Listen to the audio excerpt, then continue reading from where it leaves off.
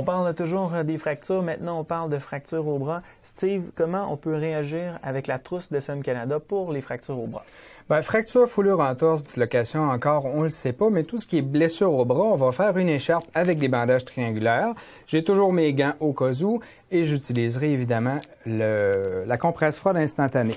Donc, pour faire une bonne écharpe de manière à bien soutenir un bras, je vais demander à la personne de surélever. Ici, on soupçonne une blessure à l'épaule.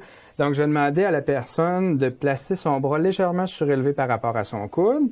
Je vais placer, vous voyez le bandage triangulaire avec la pointe vers l'extérieur, vers le coude, la partie blessée. Après, je vais passer la pointe sous le bras de la personne afin de bien retenir le bras de la victime contre son corps. Je vais venir faire un nœud ici à l'arrière pour fixer le tout.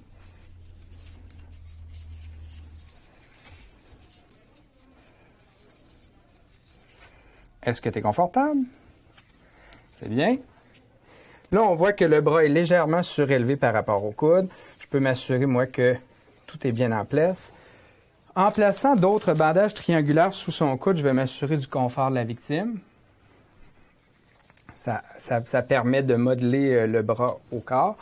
Et encore là, je vais prendre une compresse froide instantanée que je vais placer ici sur son épaule.